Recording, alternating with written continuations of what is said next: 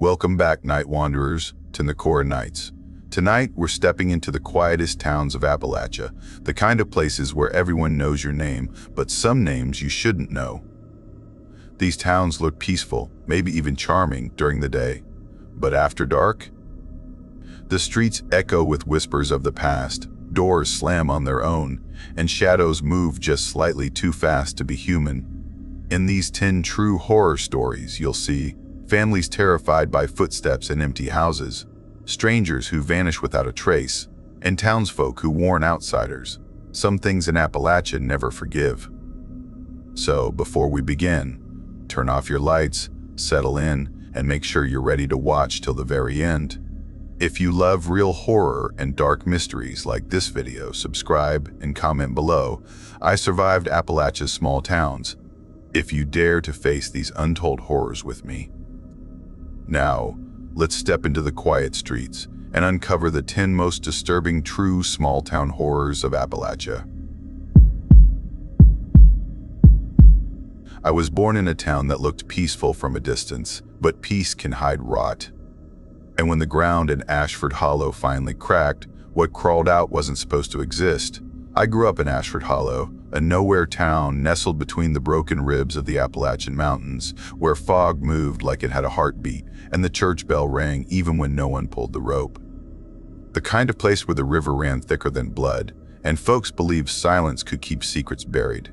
For the first 17 years of my life, I thought Ashford Hollow was just dull. Quiet, simple, maybe a little too still. I didn't realize that stillness was the town's way of holding its breath. I lived with my mom and dad in a crooked blue house on Mill Creek Road, across from the old rail bridge where kids used to hang out and carve their initials into the rusted beams. Everyone in town knew everyone, or thought they did. That's how small towns work. You wave at your neighbor, gossip at the diner, and pretend you don't hear what's whispered after church. I'd say nothing really happened in Ashford Hollow, but that's a lie. Because two things did, the kind you don't ever forget, even when you try to. The first was the day I was born. The second was the fire that changed everything. It was late October of my freshman year. Halloween decorations hung from porches like wilted memories. The air smelled of smoke and cider, and the woods behind the school were already losing their color. Sundays in Ashford Hollow were dead quiet. After morning church and family lunch, you could walk the streets and not see a soul. Only the wind, only the dogs barking somewhere far away. That evening, I was riding bikes with my friends, Noah, Claire, and Mason. We were racing down Maple Run, laughing, trying to catch the last breath of daylight before the hills swallowed the sun.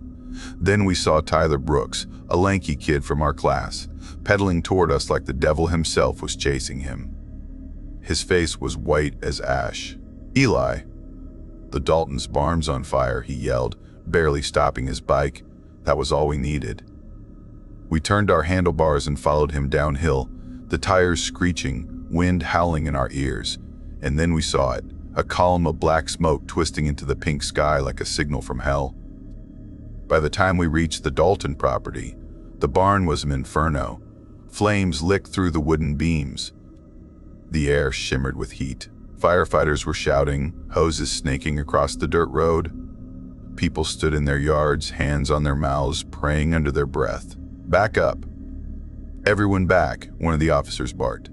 Then came the sound I'll never forget, a series of pops, loud and sharp, like gunshots. Bang, bang, bang. The firefighters ran. Big men, seasoned men, bolting away from the flames. That's when I knew something was wrong. Not just wrong, unnatural. We didn't wait around. We pedaled home fast, the orange glow chasing us through the trees. That night, when I looked out my window, the smoke was still rising, thick and black against the stars. By morning, the news had spread faster than the fire. Rumors said someone was inside the barn. By lunchtime, everyone was whispering the same name, Ethan Dalton. He was a junior, quiet, smart, not the kind to get into trouble. He sat behind me in history class. I used to borrow his pencil sometimes. Tuesday, they gathered the whole school in the gym. The principal stood at the front, pale as chalk. Even Coach Mercer wasn't chewing his gum like usual. Behind them stood Sheriff Rayburn, hat in hand, 2 deputies at his side. When the sheriff started speaking, the air turned heavy. "Y'all already heard about the fire," he said slowly. "And I wish I didn't have to say this, but we lost Ethan." You could feel the air get sucked out of the room. Girls gasped. Boys looked down. Some didn't react at all. The sheriff cleared his throat. "We're still trying to understand what happened. If anyone noticed anything unusual about Ethan these past few weeks, anything at all, come talk to us." He didn't say why. But we could all feel it. Something didn't fit. If it was just a fire, why were the cops asking questions? By Wednesday, rumors crawled through town like vines. Some said Ethan had been making fireworks. Others said his older brother was into drugs and things went bad, but no one really knew. Not until Thursday night, when the whole town gathered at the Ashford Community Hall for one of those small-town meetings that feel more like funerals. I wasn't invited. I was supposed to stay home, finish my homework, and take out the trash. Instead, I played Resident Evil until the garage door groaned open. When my parents walked in, I knew something had broken. My dad looked hollow. My mom's eyes were red. "Eli," my dad said quietly.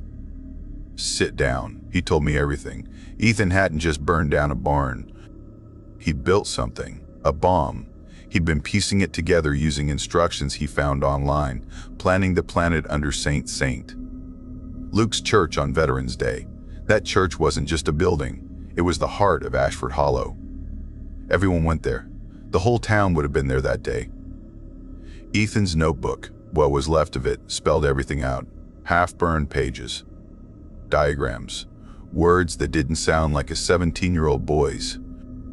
He'd written things like, "They don't see me, but they'll remember my name when it's over. I understand them now, the ones who made history through fire." My mom sobbed. My dad stared at the wall. I didn't say a word. He would have wiped out all of us. After the funeral, the Daltons moved away. The barn was bulldozed before spring.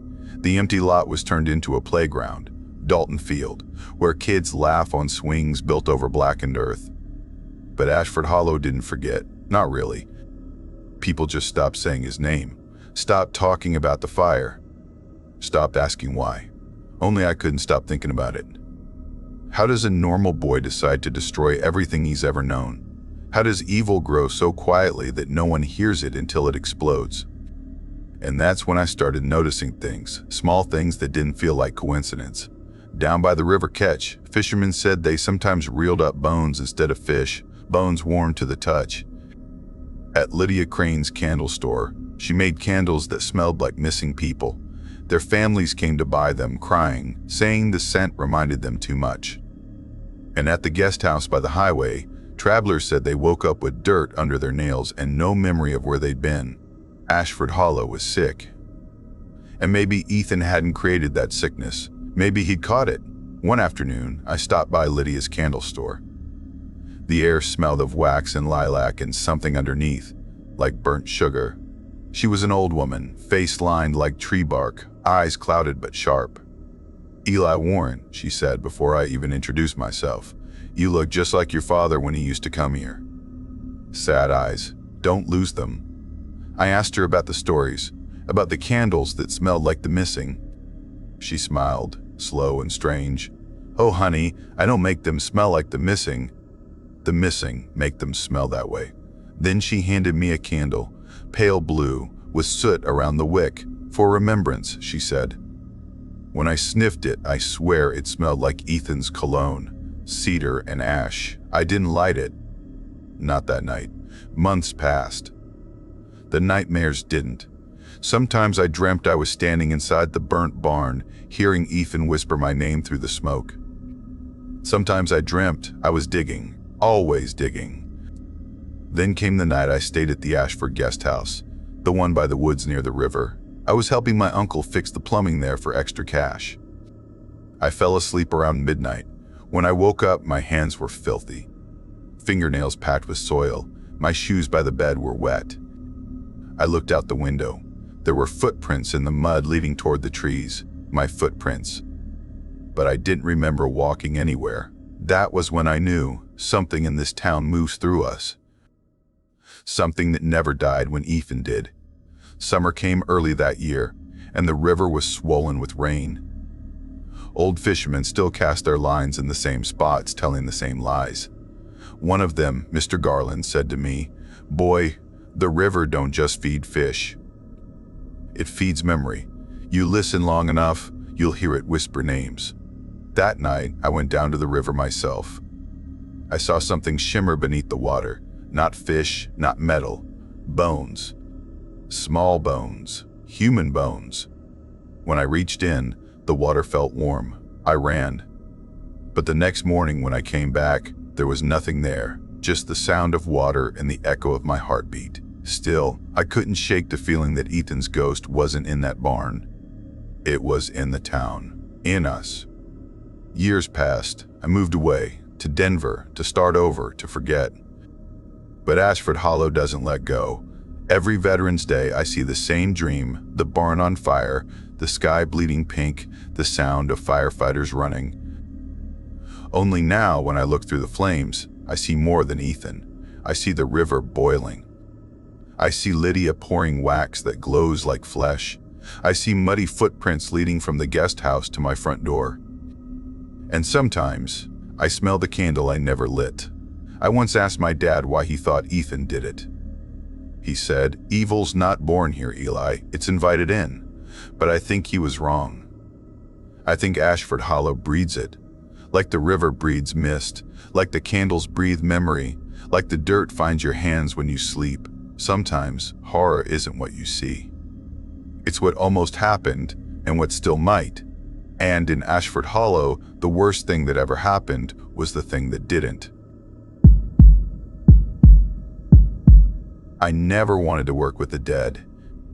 But when you've got nowhere else to go, even the cold can start to feel like home. My name's Caleb Dorsey, and this story takes place in a forgotten little town called Ash Hollow, tucked deep in the Appalachian hills.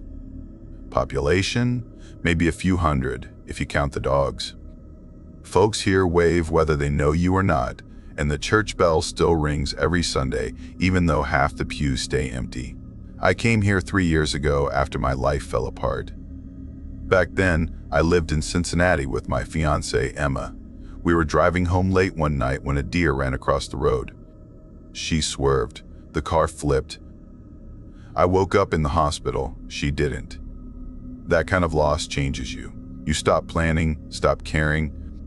You just try to disappear. So that's what I did. A friend of my uncle's, an old man named Mr. Landry, ran Ash Hollow Funeral Home, a small mortuary on the edge of town. He offered me a night attendant job, said it was quiet work, mostly paperwork and maintenance. It was, too quiet sometimes. Every night I'd unlock the front doors, turn on the dim yellow lights, and walk the long hallway to the cooler room, where the air always smelled faintly of metal and disinfectant. I'd check the tags, log the names, and make sure the temperature stayed steady. The hum of the cooling fans was my only company. I didn't mind.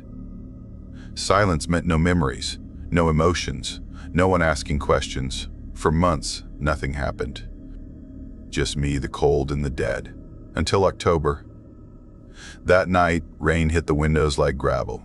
I started my shift like always, clocked in, turned on the lights, walked to the cooler. But when I opened the metal door, I froze. There, on the middle shelf, lay a man under a white sheet.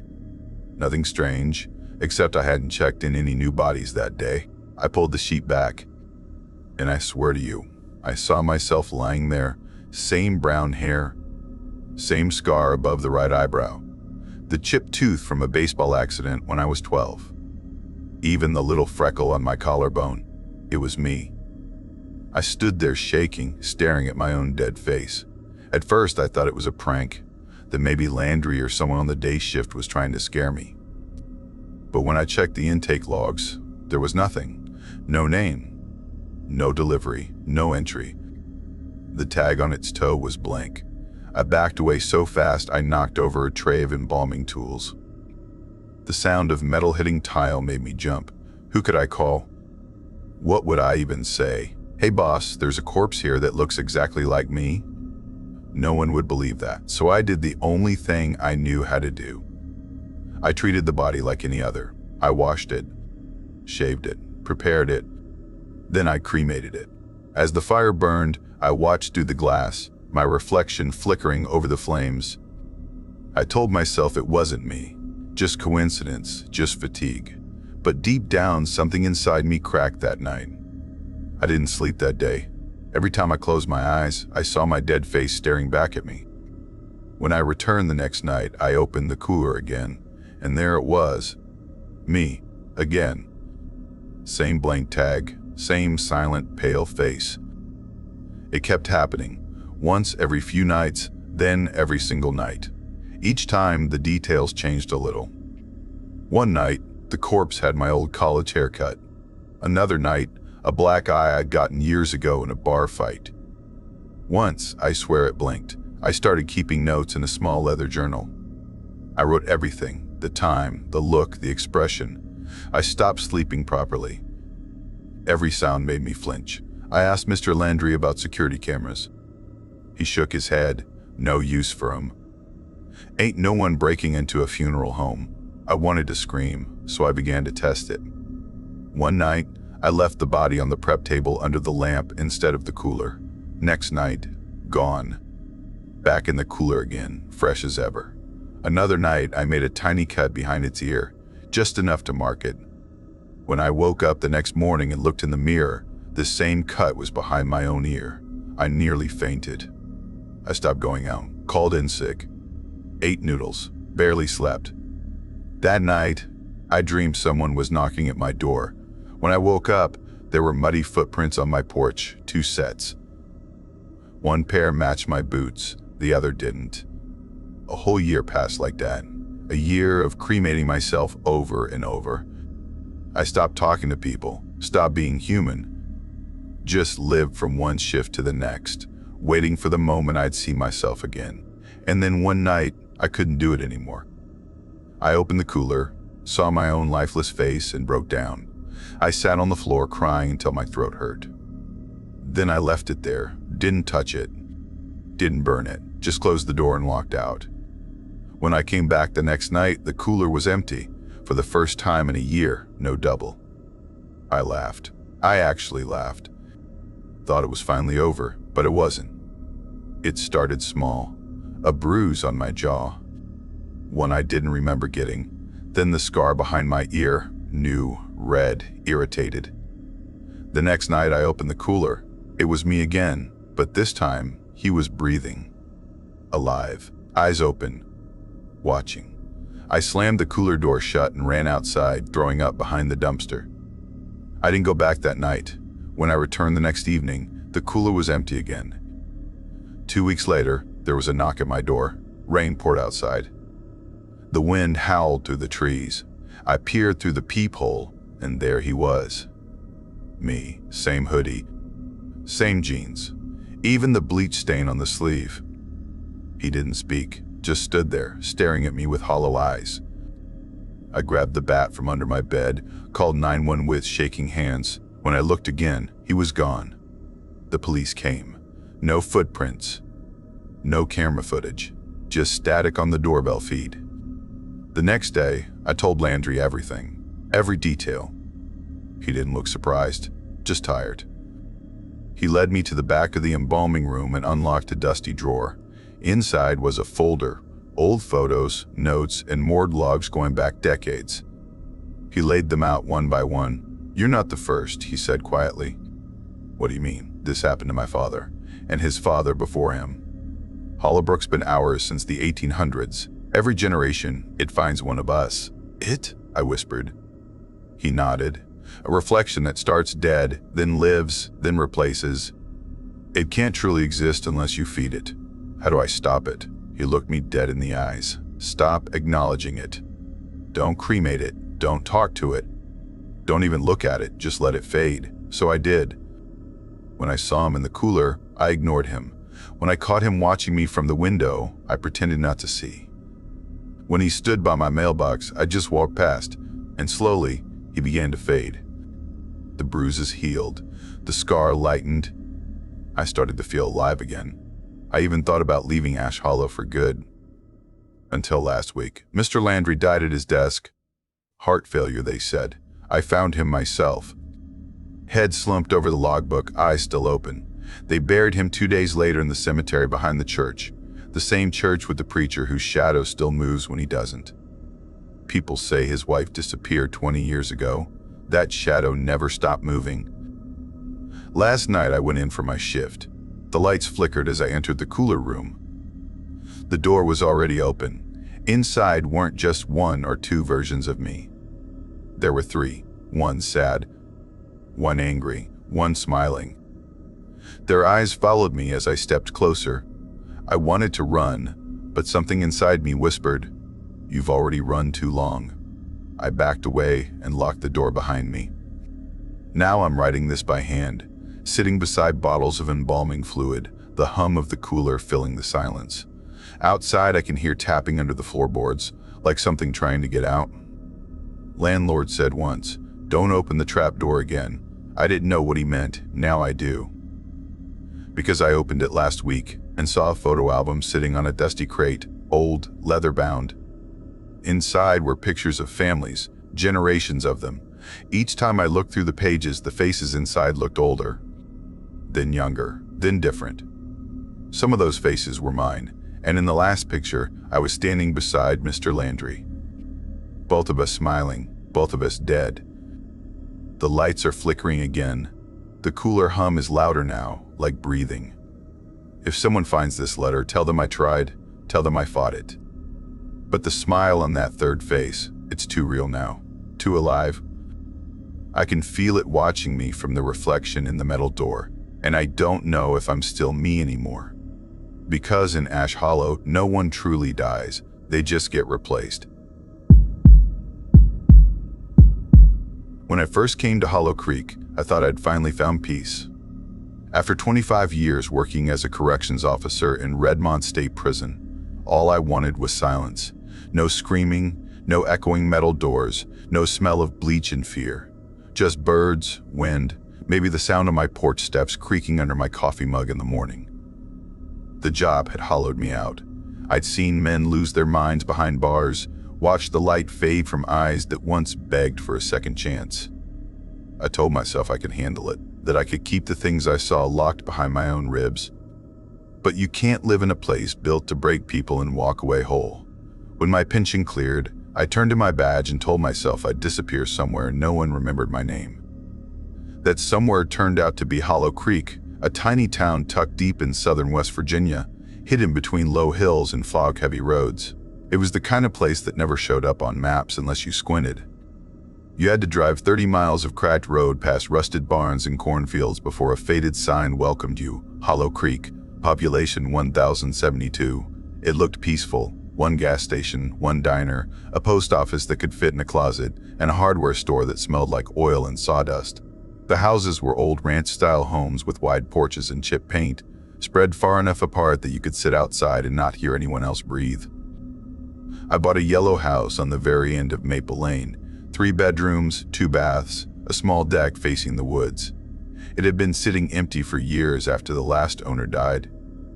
The realtor didn't say much, just that the place had history.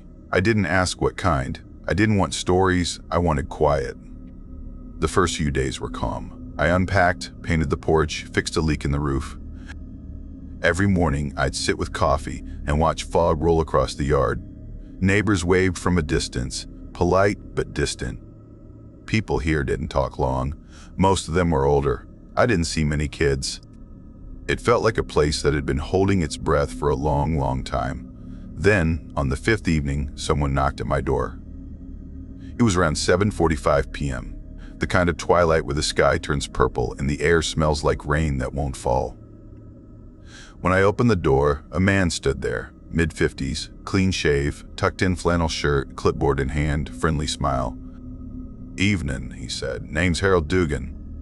I'm part of the neighborhood patrol, just making rounds, welcoming new folks." I nodded. "Appreciate it. Just moved in last week." He smiled wider, the kind that didn't quite reach his eyes. "Saw the U-Haul. We keep an eye on things here. Small town like ours, we look out for each other. We do nightly patrols, nothing fancy, just a few folks driving around making sure no trouble stirs." I asked, You guys actually see much trouble? He shrugged. Sometimes. Outsiders, squatters, the occasional drug runner. We get a few empty houses out by the ridge that attract the wrong kind. You never know. Then he looked down at his clipboard. Could always use another pair of eyes. You got free nights? I hesitated, then said, sure. Why not? His smile stretched a little too wide. Good man, Raymond. Welcome to Hollow Creek. He said my name before I told him. I brushed it off. Small town word travels. That Friday night, I took my first patrol. They gave me a reflective vest, a map, and a set of printed watch rules. Rule 1, never leave your vehicle. Rule 2, no confrontation. Rule 3, report, don't react. I filled my thermos with coffee, loaded my old playlist of 70s rock, and started my route, 5 streets, looping around the outer neighborhoods and ending near the woods. It was quiet, almost comforting. Porch lights glowed like fireflies. One man came out for his newspaper and waved. Another walked his dog under the streetlight. It almost felt good, like I was guarding peace for once instead of locking it away. Weeks passed the same. Nothing happened. Once a month, we met at the community center, cracked linoleum floors, burnt coffee, folding chairs. Harold ran the meetings with 2 others. Marla, a sharp-eyed woman who took attendance like she was counting sinners, and Dean, a tall man with a stare that could peel paint. He never spoke much, just watched. Remember, Harold always said, we're the eyes and ears of Hollow Creek, not the hands. We don't interfere, we observe. Everyone nodded like it was gospel. But one night in late October, something changed. The air had turned cold, thin enough that my breath fogged the windshield. I just finished my loop down Ash Hollow Road, a dead stretch where the houses looked abandoned. That's when I saw them. 2 men near a sagging gray house, one crouched by the side door, prying it open with something metal. The other stood lookout. No masks, no rush. They knew no one would see. My gut tightened. I pulled over, reached for my phone to call Harold, then thought better, maybe the sheriff. Before I could unlock the screen, headlights exploded in my rearview mirror, a black pickup. No sound, no warning. 3 men stepped out. One carried a flashlight. Another had something heavy, a crowbar maybe. The tallest walked up and tapped on my window. I froze. I didn't roll it down, didn't move. Just threw the car in drive and sped forward. Something cracked against my back window, glass spidered. I didn't stop. I didn't breathe until I hit the main road. When I looked back, the truck was gone. But in that last flash of light before turning, I saw who was standing under the street lamp, watching me. It was Harold, the same half smile, calm, steady, like nothing had changed. I didn't sleep that night, just sat in the dark kitchen, staring at the porch camera feed that kept flickering. At 6:30 a.m., I called the sheriff's office. The dispatcher sounded half asleep, said a deputy would check it out. Around 10, a young deputy named Kyle showed up, fresh uniform, polite, not much older than 30. I told him everything, the men, the house, the black pickup, the shattered glass. I didn't mention Harold's name at first, just described him. He sighed. That place has been empty for years. Might have been the owner checking things out. At 1 in the morning? I asked. He shrugged. Happens. Not technically breaking in unless they steal something. He scribbled on his notepad. We'll swing by if we have time. Before he left, he said, "Oh, you must be part of Harold's watch, right?" He's a good man. Been around forever. I nearly told him what I saw, but the words stuck in my throat. Something in his tone told me he already knew, or didn't want to know. After that, everything changed. The group stopped contacting me. Marla didn't reply to my texts. Dean avoided my eyes when I passed him at the diner. I was out. Silently erased. Harold walked past my house 3 times that week, whistling. Once he waved. I didn't wave back. Then came the packages. Small boxes wrapped in brown paper began showing up on my porch. No names, no notes. Inside each one, a torn scrap of paper, each with a few words written in my own handwriting. Notes from old grocery lists, a letter I'd once written to my sister, even a line from a dream journal I'd thrown away years ago. I don't know how they got them. Each time I found one, I burned it. Then there was the sinkhole. Locals called it the hole behind the store. It sat behind the old hardware shop, a collapsed patch of ground fenced off decades ago. People said it opened after a flood in the 80s and never stopped growing. At night, if you stood near it, you could hear it hum, a slow, hollow sound like breathing. Sometimes it blew cold air, like the earth itself was exhaling. Old-timers said that's where the town breathes. I thought it was just local folklore, until one night I saw Harold standing there. He was by the fence, motionless, staring into the dark pit. His lips moved like he was whispering, and every few seconds, the ground seemed to tremble under him. I didn't dare get closer. After that, my nights turned strange. Around 3:15 a.m., I started hearing knocks, soft ones, always 3 times. Always from the front door. The first night, I thought it was the wind. The second night, it happened again, same hour, same pattern. When I finally opened the door on the third night, no one was there. Just an empty porch and the sound of the trees breathing. The next morning, my watch was gone from the table. A week later, I got a call. My old prison buddy Cal, the only person who still checked on me, had died suddenly in a car crash. That's when I remembered what a local once whispered in the diner. Don't open the door after the 3:15 knock. Those who do lose something they love within the week. Now, I keep my lights off after midnight, but it doesn't matter. They know I'm awake. The black pickup still parks 2 streets over some nights. The porch camera cuts out every time it does. I hear soft footsteps on gravel, just close enough to remind me I'm not alone. I thought about leaving, but the realtor never answers. My mailbox gets filled with dead things now. A squirrel, a bird, once even a torn glove that used to be mine. The town doesn't look at me anymore. Not the sheriff. Not the neighbors. And Harold, he still walks past, whistling the same low tune every single night. Sometimes I swear I can hear the ground hum in rhythm with it. Now, when I sit by the window with my cold coffee and stare toward the woods, I understand something I didn't before. The neighborhood watch isn't protecting Hollow Creek. They are keeping it fed, feeding it silence, fear, and people like me who stay too long. I don't think I'll leave now. Maybe I can't, because when I try to pack my bags, I hear it again, a soft knock at 3:15 a.m., followed by the sound of earth breathing just beyond the porch. And somewhere out there, in the dark behind the store, Hollow Creek exhales. I was 17 when we left everything behind. The sky that morning looked bruised, deep purple fading into gray, and the air felt thick like the world didn't want to let us go. My cousin Molly and I sat in the back of my uncle's rusty blue Chevy, knees pressed together, watching our hometown shrink into the horizon until it was nothing but smoke and memory. We weren't running from anything. We were running toward something. At least that's what we told ourselves. A new start, a clean page, a chance to breathe somewhere no one knew our names. Merrill Ridge wasn't on any map you'd find at a gas station. It was the kind of place you reached by accident and left only when you were ready to disappear. My Aunt Charlene had married a man named Walter who owned a dairy farm out there, and he'd said he needed help. Somehow that small request turned into a family exodus. Grandparents, uncles, cousins, even the old hound dog piled into trucks and followed the long, cracked road into Kentucky's green belly. The air smelled like dry hay and river mud. The sun burned lazy and gold over wide fields.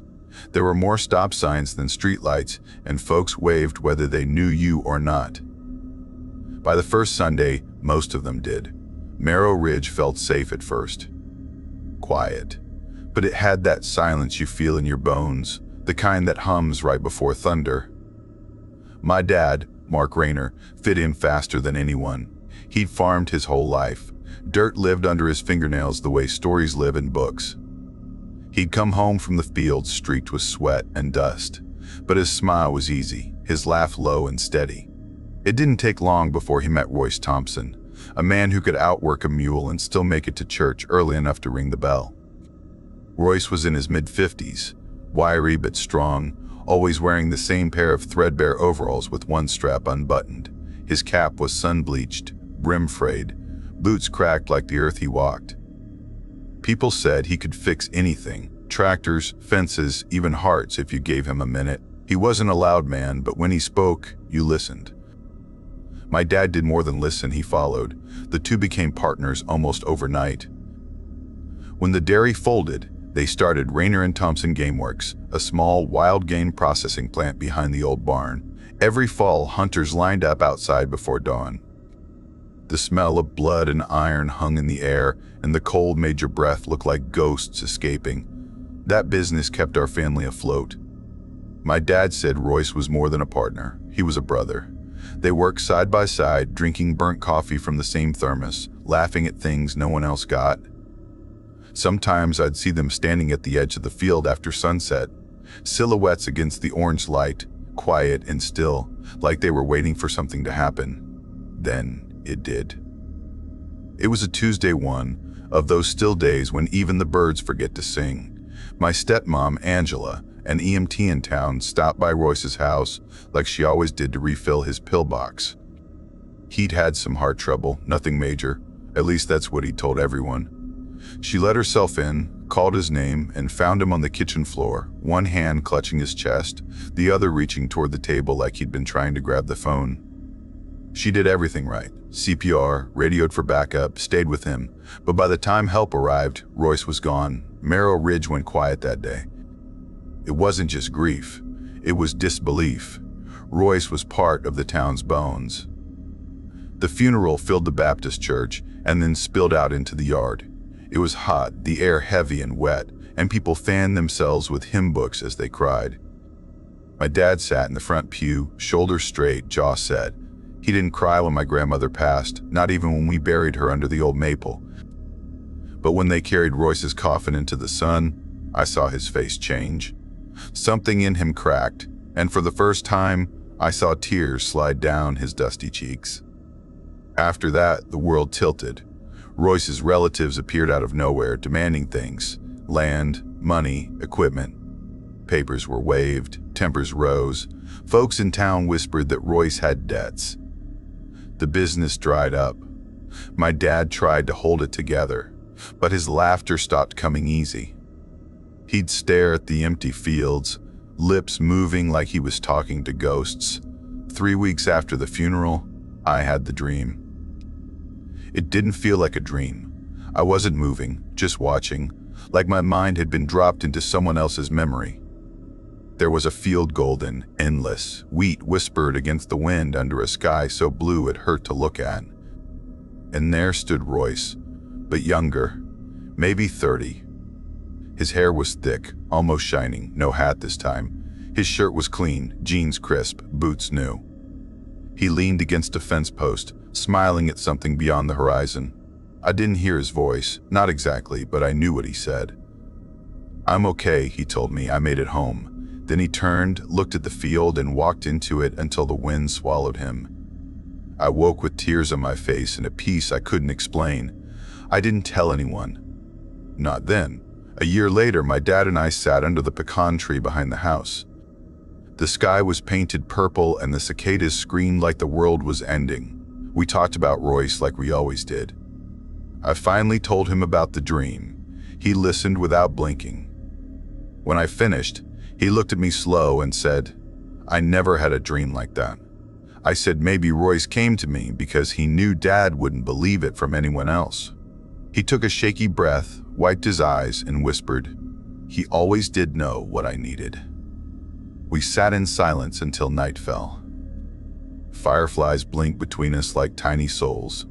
I don't know if what I saw was heaven or just hope wearing heaven's face, but it changed something. It didn't open a wound, it closed one. Years went by. The game plant shut down. Dad moved slower, but he didn't mind. He hung Royce's old cap over the shop door. Some days, when the wheat's high and the wind rolls through just right, I swear I can smell him. Dust, sweat, and something warm, like sun-baked memory. Royce never came to me again. Once was enough. That should have been the end. But Merrill Ridge doesn't let stories end easy. Last winter, when the storms came rolling in from the hills, folks started talking about strange things. An old widow knocking on doors in the middle of the night, begging to be let in. Some said she was real, others swore she'd been dead 20 years. Her husband, they said, dropped dead on a doorstep one frozen night after no one answered. Every year since, she wanders looking for someone kind enough to open up. They call her the widow's visit. I laughed it off until one night, around 2:17 a.m., someone knocked on our door. 3 soft taps. I figured it was the wind until the dog started growling. I opened the curtain just a crack. A woman stood on the porch, face pale, hair wild and wet from the rain. "Please," she said, "my husband, he's waiting." Her voice sounded like static. I blinked, and she was gone. The next morning, there were wet footprints on the porch that led nowhere. A week later, during another storm, a strange burning smell filled the air, thick and sweet, like cooked meat. The locals say that's the burning smell, the ghost of a lightning strike that never touched ground. They claim when the air smells like that, souls are being called home. Dad swore he smelled it the night Royce died. By summer, the stories turned darker. At the diner on Main Street, no one used the middle stall in the bathroom anymore. Some teenager had locked it last year and vanished before paying her bill. The owner tried to fix the door, but the key kept snapping. Folks call it the bathroom door now. Leave it alone, they say, or it'll lock you in with whatever took her. I tried not to believe. But Merrill Ridge has a way of getting under your skin. You start noticing things, shadows that move slower than they should, whispers in the wheat, faces in the glass that blink when you don't. Sometimes, late at night, I'll hear the faint creak of boots on the porch, and I'll think it's just the wind until I catch a whiff of earth, hay, and something else, something older. One night I found my dad sitting by the window staring out at the fields. The clock read 7:45 p.m. He didn't turn when I called, just whispered, "He's out there, Luke."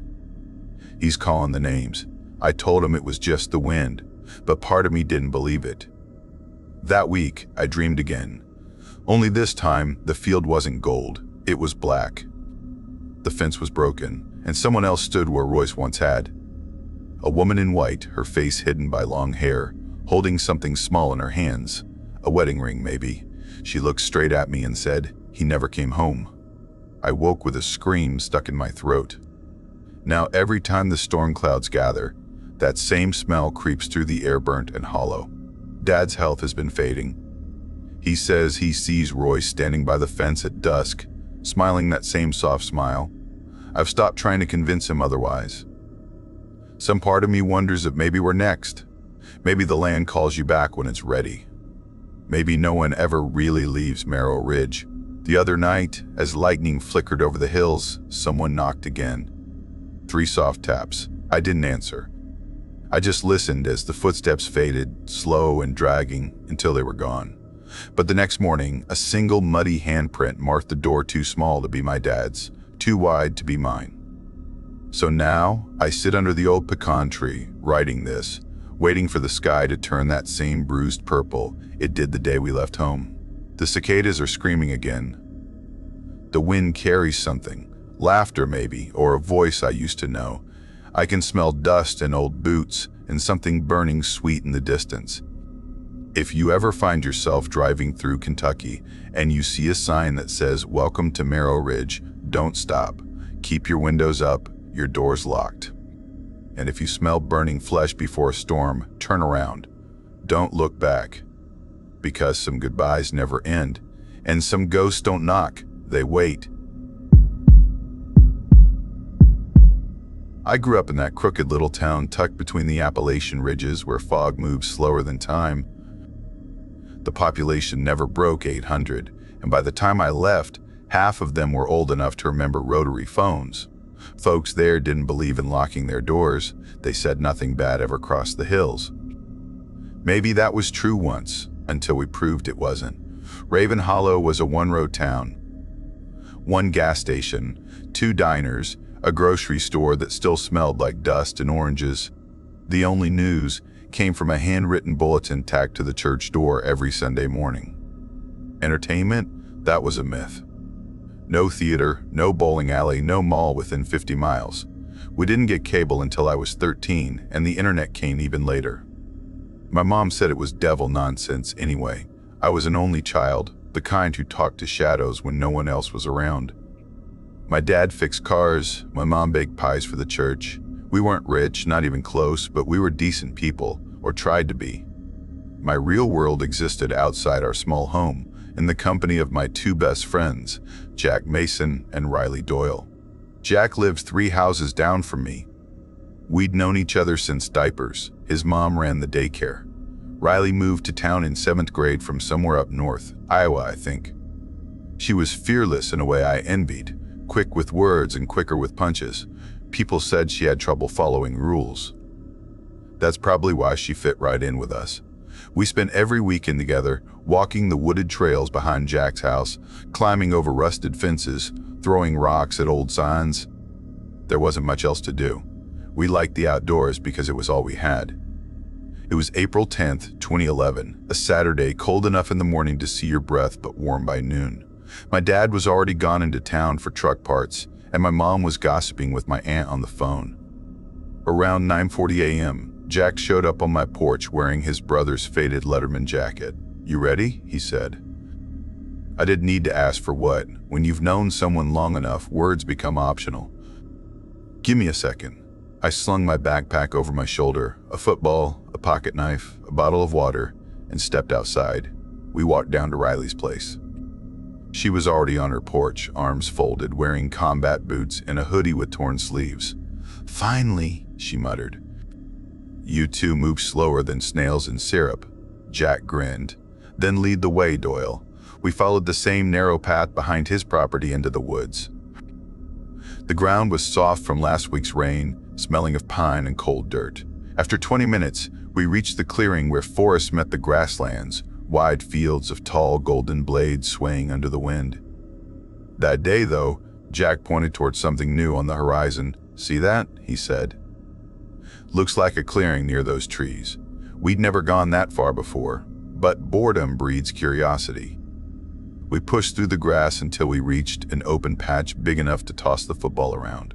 We played for an hour, laughing, shouting, chasing bad throws. Riley's spiral always cut through the air like a bullet. Then Jack threw one too high. It soared over my head and vanished into the sea of grass. "Nice one, quarterback," I called and jogged after it. That's when I saw it. A faint glint of metal through the grass, red and dull under the sunlight. I thought it was a tractor at first, but when I brushed the stalks aside, my chest went tight. It was an old station wagon, half swallowed by weeds. The red paint had faded to rust, the fake wood panels peeling off the sides. The windshield was cracked like frozen spiderwebs, and vines clung to the mirrors. "Hey!" I yelled. "Come here!" Jack and Riley came running. "What the hell?" Jack whispered. Riley circled it slowly. "How'd this even get out here?" "There's no road." "Maybe it got dumped," I said. She shook her head. "No tire tracks. This thing's been here a long time." Jack tugged the handle on the passenger door. It groaned open. Dust flew up, stinging our throats. Inside, it smelled like rain and rot, a forgotten world. The dashboard was coated in grime, but the fuzzy dice still hung from the mirror. Riley climbed into the driver's seat. "Beat sitting in the mud," she said. Jack slid into the back, and I took the front passenger seat. We sat there talking, laughing, making up stories about the car's past. Jack swore it belonged to bank robbers. Riley said it was a secret lover's hideout. When clouds rolled in and our stomachs growled, we decided to head home. "Let's keep this to ourselves," Riley said. "No adults, no teachers, just us." We all nodded. It felt good to have something secret, something ours. The next morning, rain hit the rooftops like static. Jack showed up anyway, dripping wet and grinning. "Still up for it?" he asked. "Why not?" I said. We met Riley by the woods. She was soaked already, her hair plastered to her face. "Y'all are insane," she said. "Let's make it quick." We sprinted through the trees laughing, slipping on wet leaves until we reached the car again. The rain turned heavy. We dove inside for shelter. Jack took the driver's seat, Riley the passenger, and I sat in the back. The sound of rain on the roof was hypnotic, like thousands of whispers layered on top of each other. Then, as I stretched my legs, my foot hit something soft under the seat. "What's that?" I murmured. I reached down, brushed aside an old wrapper, and froze. It was hair. A thick clump of brown hair, matted and dry, too fine to belong to an animal. I swallowed hard and lifted the back of the seat. That's when I saw the slit, a thin cut along the upholstery, stitched badly. "Jack," I said quietly, "we should go." He laughed, thinking I was joking. "No, I mean it," I said.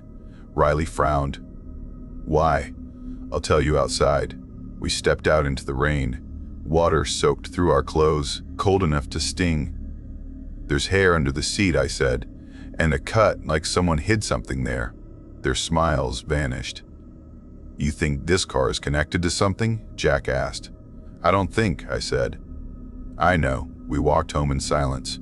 The rain followed us all the way. When I got back, I told my dad most of it, leaving out the part where we'd found it yesterday. He listened quietly. "I'll call Sheriff Colton," he said. "Probably just some old dump site. But better safe than sorry." That afternoon, the sheriff came by.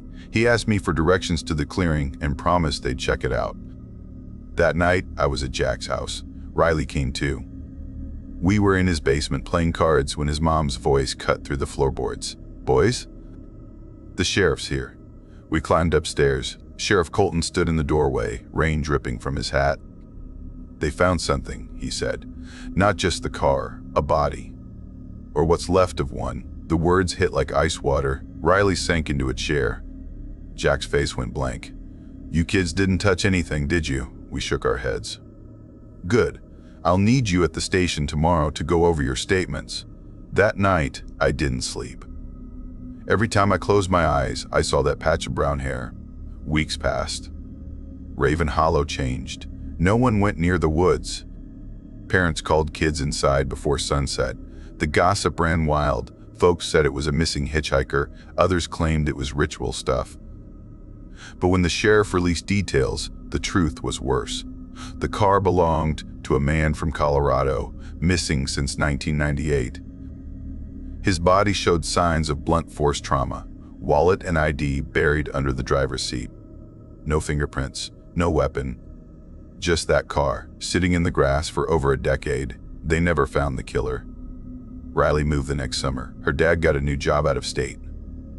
Jack stayed. He runs the hardware store now. We still talk sometimes, but it's different. And me? I left Raven Hollow, but the town never really left me. Because sometimes I still dream about that field and the car sitting there, hidden like it's waiting. Years later, I went back. Not on purpose. My mom had passed, and I needed to settle the house. The roads hadn't changed. The same faded diner signs. The same cracked sidewalks. Even the bird at the cemetery, the one that used to mimic names, it still sang. Locals called it the Mocking Widow. It perched on the cemetery gate every morning, calling out people's names, living names. They said if you listened too long, it'd stop, and the next sunrise, your name would be the one it sang. I never believed it as a kid. But standing there that morning, I swear I heard it whisper Eli. That night, I stayed at the Hollow Crest Motel, the only one still open, room 12. The clerk warned me the mirrors were touchy. I thought he meant cracked. But around 2:17 a.m., I woke up cold. My reflection wasn't where it should have been. It was above me, staring down from the ceiling corner, watching me sleep. When I blinked, it was gone. I didn't turn the light back off after that. Before I left town the next morning, I stopped by the junkyard where they'd taken the car. Most of it was gone, crushed, rusted, forgotten. But in the middle of a storm that rolled through that afternoon, one of the old TVs stacked in the yard flickered to life. Static filled the screen, then faces appeared, screaming faces. And they weren't strangers. They were people from Raven Hollow, alive, breathing, probably sitting in their homes at that very moment. When the lightning stopped, the screens went black. I drove out of town before the rain ended. But even now, when thunder rolls in and the air smells like wet grass, I swear I hear it again. That whisper of my name through the static, and sometimes in the distance the bird answers back. I should have never gone with him that night. If I'd stayed home, maybe that door would have never opened. I'd never lived outside a city before the fall I turned 16. Up until then, my world was noise. Cars honking, trains rattling, people shouting through thin apartment walls. Home was a third-floor walk-up in downtown St. Saint Louis, where every sound meant life. But life there started to rot from the inside. First came the break-ins, one at our neighbor's place, then another downstairs, then my dad's small grocery on the corner. The last one broke him. He said, "We're getting out, Clara. I'm done feeding a city that keeps biting back." 3 weeks later, we sold everything we could fit in a U-Haul and drove north, past endless fields, into a place called Ashfern Ridge, a small town buried deep in the Appalachian range near the West Virginia border. It didn't even look like a real town, more like a memory someone forgot to erase. A faded sign read, "Welcome to Ashfern Ridge, population 403. The number had been crossed out, rewritten in marker.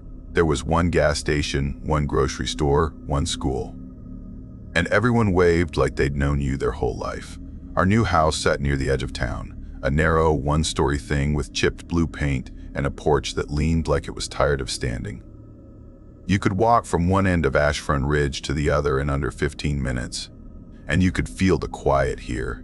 Heavy, too still, like even the wind was holding its breath.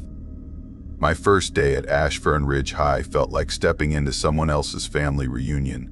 Everyone already knew each other. I was the city girl, the one who talked too fast, dressed wrong, and didn't belong. Miss Porter, my homeroom teacher, made me stand at the front of the room and introduce myself to the class. My voice came out small. "My name's Clara.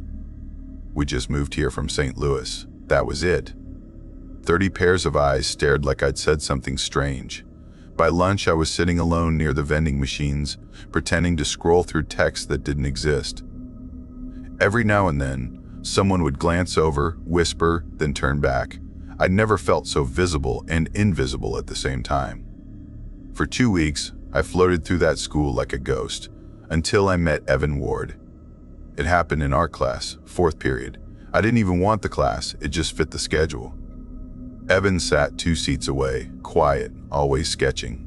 His hair fell in front of his face, his hoodie sleeves were frayed, and his sketchbook looked like it had been through rain and fire. One afternoon, I peeked at one of his drawings. He noticed.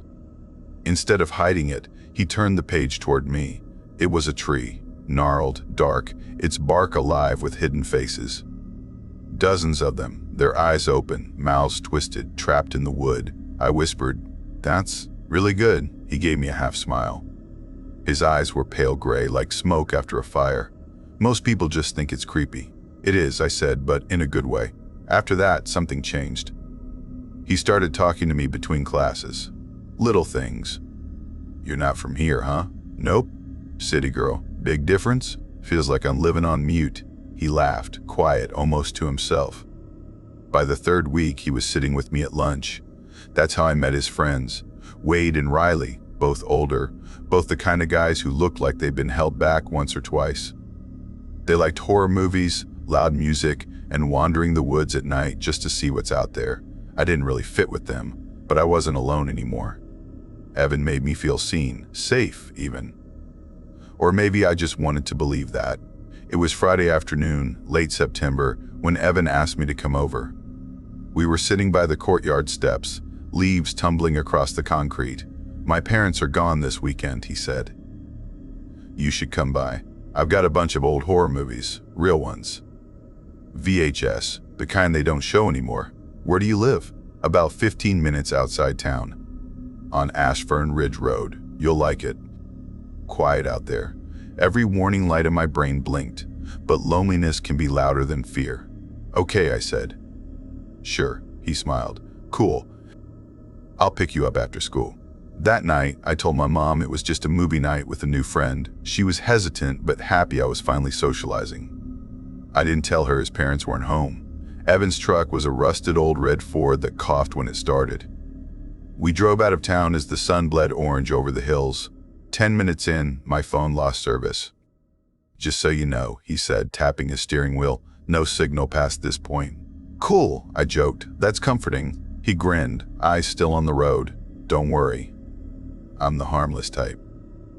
The road narrowed into dirt, lined with trees that bent inward like they were listening. His house appeared finally, an old ranch-style home surrounded by overgrown grass and rusted farm equipment. There were other vehicles in the yard, old ones, their tires flat. Inside, it was surprisingly clean. No parents, no pets, just silence and the smell of cedar. Where are your parents again? I asked. Visiting family. My brother was supposed to come over, but he didn't. We watched a horror movie on a flickering TV. Something from the 80s, all blood and screams. But as the night deepened, unease started to creep in. The way he locked every door, the way he kept glancing toward the hallway, the way the wind outside didn't sound quite right, too steady, like whispering. At one point, Evan went to the bathroom. I don't know why I stood up, curiosity, I guess.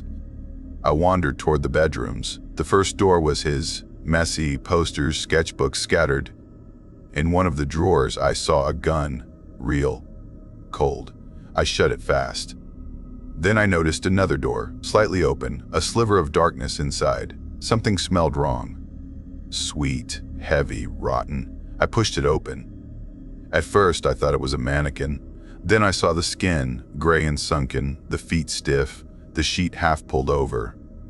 A man, face down. Still, there was a photo frame on the dresser.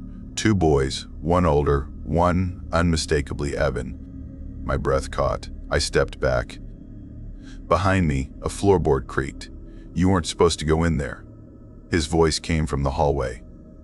He looked pale, eyes wide, jaw tight. Who is that? He swallowed.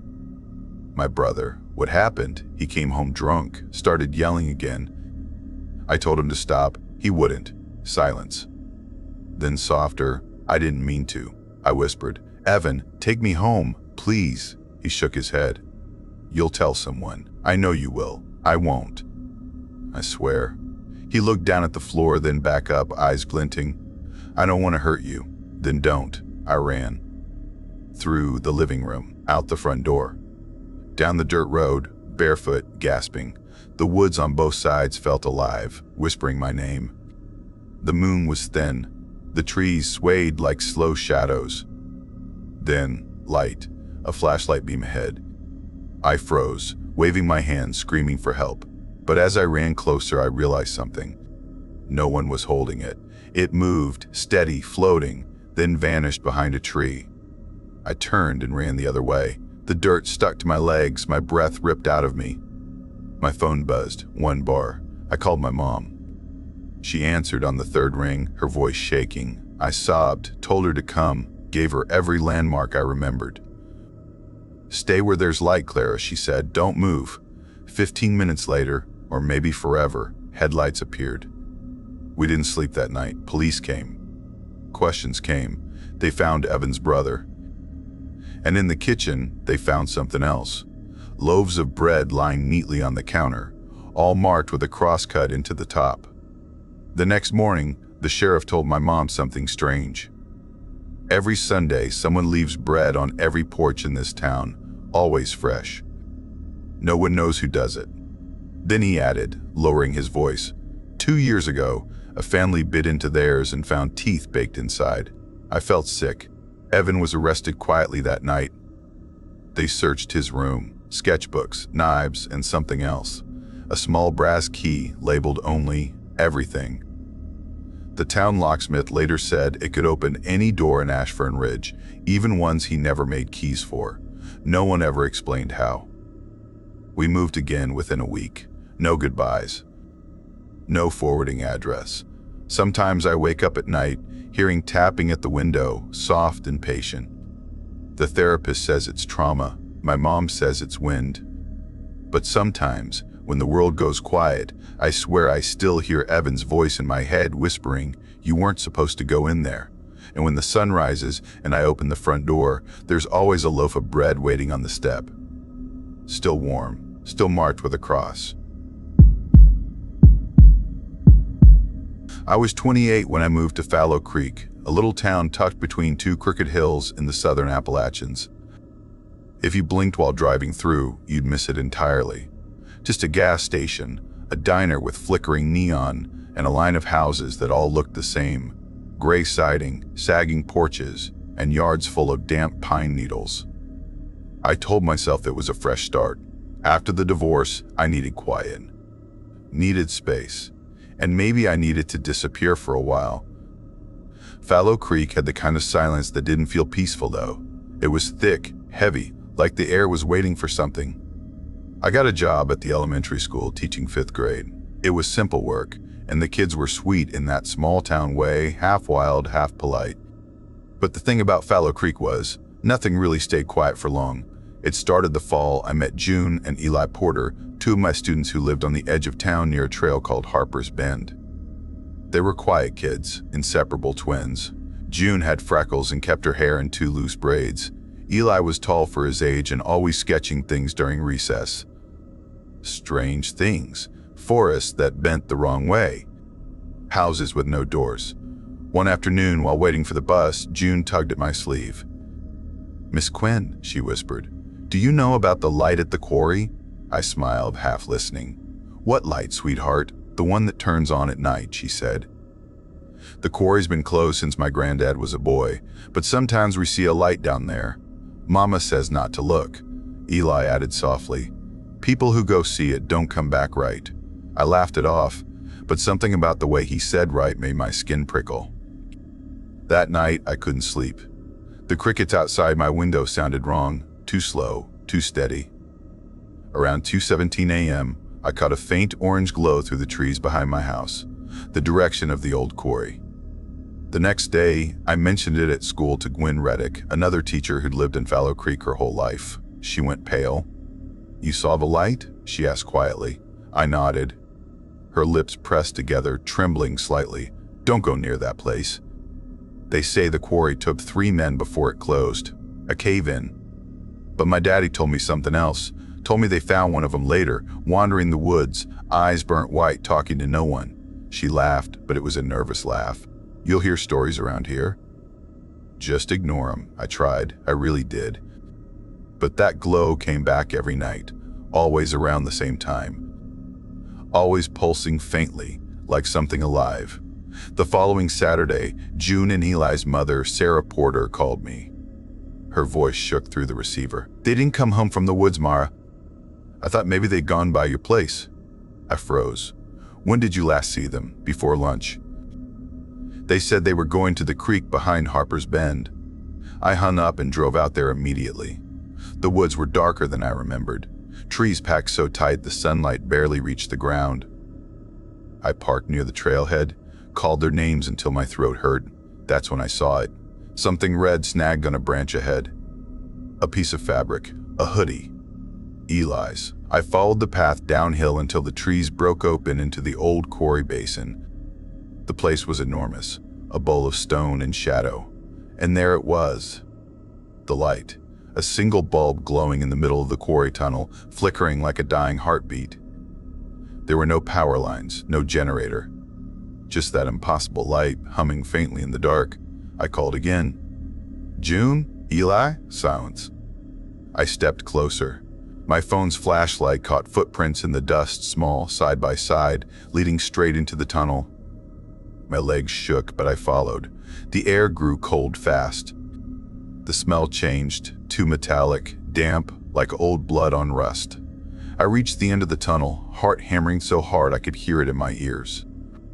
The light flickered once, twice, and went out. Then a whisper. "Mara." It was Eli's voice. I turned, shining my light back down the tunnel, but no one was there. The sound echoed wrong, like it came from inside the rock itself. Something moved behind me, a scraping, slow drag against stone. I ran, tripping, scraping my hands against the wall. When I burst back into the open air, I didn't stop running until I reached my car. By the time the sheriff arrived, the light was gone. They found no sign of the kids.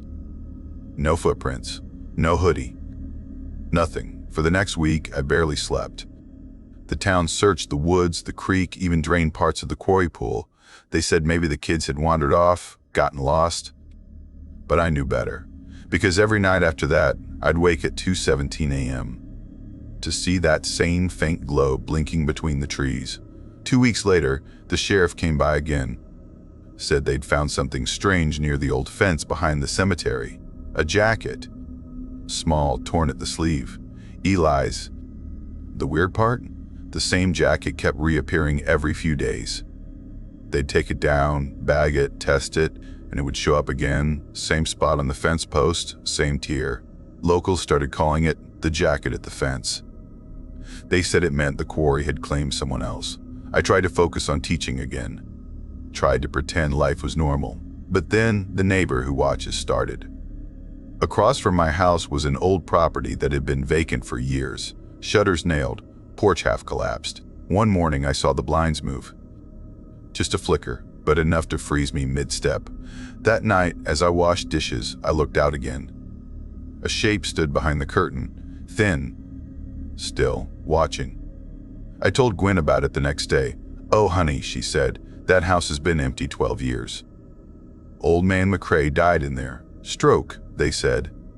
No one's been inside since. But every night after that, I felt it. Eyes on me. Blinds shifting. A figure in the window that wasn't supposed to exist. Sometimes, when the wind blew just right, I'd swear I heard whispering from across the street. I stopped sleeping altogether. By early November, I was unraveling. The light at the quarry kept calling me. The jacket appeared after every funeral in town. And now, that house across the street seemed to breathe. I decided to leave. I packed my bags, called for a moving truck. But before I could go, Gwen begged me to attend one last thing, Sarah Porter's memorial. I went. Out of guilt. After the service, it started raining, soft and steady. I walked past the cemetery fence, and there it was again. The jacket. Same tier, same spot. Soaked through.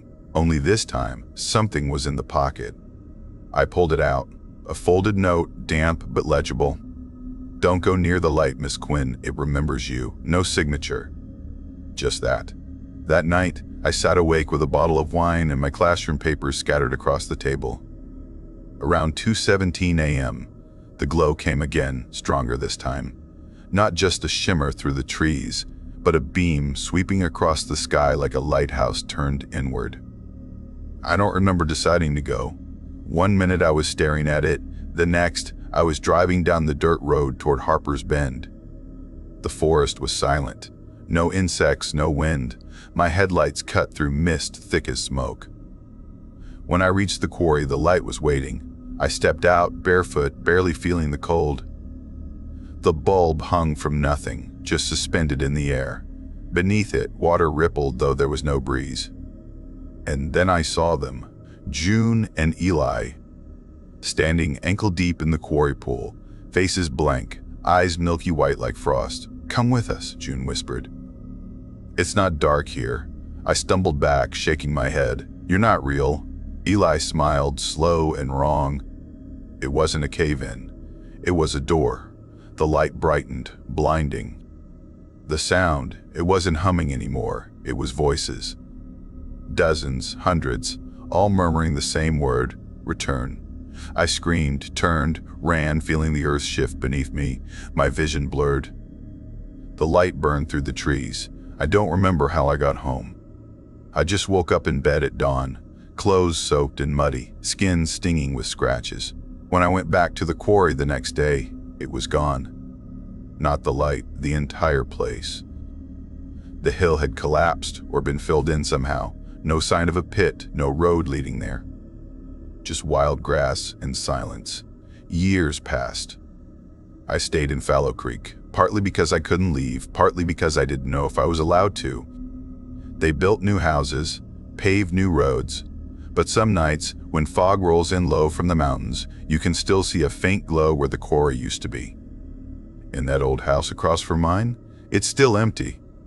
Except sometimes, when I walk home after grading papers late, I see someone at the window again, thin, still, watching. And on the fence by the cemetery, the jacket waits. Sometimes I think about that night, about the way the light hummed like it was breathing. Maybe the quarry didn't take people. Maybe it kept them. Maybe Fallow Creek was built over something that was never meant to sleep. And sometimes, when I wake at 2:17 a.m., I swear I hear little voices outside my window. 2 of them whispering softly, "Come with us, Miss Quinn. It's not dark here." I never used to believe that small towns could swallow people whole. But Coldwater Hollow changed that. It was late September, the air heavy with the smell of wood smoke and wet leaves, when everything began to fall apart. I was 27, working odd jobs around town, painting fences, hauling lumber, fixing whatever people didn't want to pay real money to fix. The kind of work you take when you're trying to start over but don't really know from what. Coldwater Hollow sat tucked deep in the southern Appalachians, a place half hidden by mist and pine. It wasn't a dot on the map so much as a smudge, a crooked road, and a scatter of houses hugging the same winding creek. People said it used to be a mining town, but all that was left were rusted shafts sealed with iron gates and the ghost stories that clung to them. I'd moved there 6 months earlier after my marriage fell apart. My mother's cousin Martha had a trailer on the edge of town and said I could stay there if I didn't mind helping out with the repairs. I didn't mind.